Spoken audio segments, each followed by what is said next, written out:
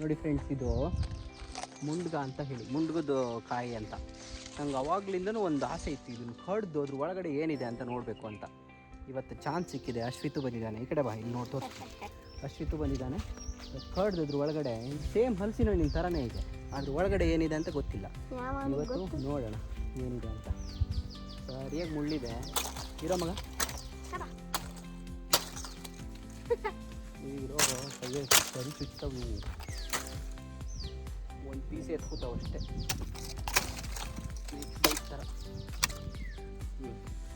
ಇವಾಗ ಇದನ್ನ ಕಟ್ ಮಾಡ್ತೀನಿ ಇಲ್ಲಿಗೆ, ಇಂತಲ್ಲಿಗೆ.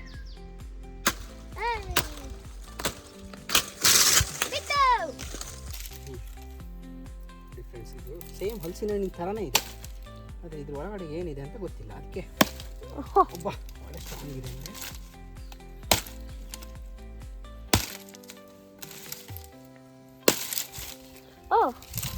ಹೆಂಗಿದೆ ಹಲಸಿನ ಹಣ್ಣು? ಸೇಮ್ ಹಲಸಿನ ಹಣ್ಣು ಥರನೇ, ಆದ್ರೆ ಸೊಳ್ಳೆ ಇಲ್ಲಲ್ಲ.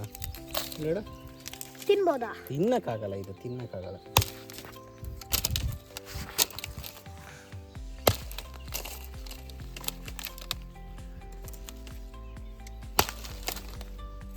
ಸೇಮ್ ಹಲಸಿನ ಅದ್ರ ಸೊಳ್ಳೆ ಇಲ್ಲ ಅಲ್ಲ. ಸೇಮ್ ಮಧ್ಯದಲ್ಲೆಲ್ಲ ನೋಡಿ ಹೆಂಗೆ ಸೇಮ್ ಹಲಸಿನ ಹಣ್ಣಿಂದು ಮಾಡ ಬರುತ್ತಲ್ಲ, ಹಂಗೆ ಇದೆ ಅಲ್ಲ.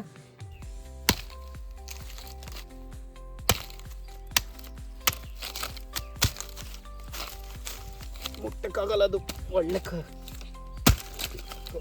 ಅದು ಮುಟ್ಲಬಾರ್ದಾ? ಏನಿರುತ್ತೆ? ಮುಳ್ಳು ಕಣ ಒಳಗಡೆ. ಇಡೀ ಕೈ ಹಣ್ಣೆಲ್ಲ ನೋಡಿಲಿದೆಯಲ್ಲ, ಎಲ್ಲ ಮುಳ್ಳೆ ಒಳಗಡೆ.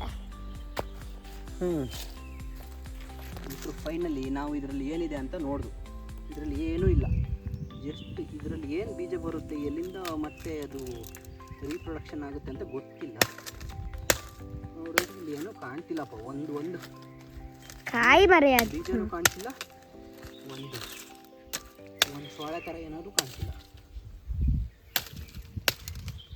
ಅಲ್ವಾ ಅಪ್ಪ? Thanks for watching. ಮುಂದಿನ ವಿಡಿಯೋದಲ್ಲಿ ಸಿಗ್ತೀನಿ. ಬಾಯ್, ಟೇಕ್ ಕೇರ್.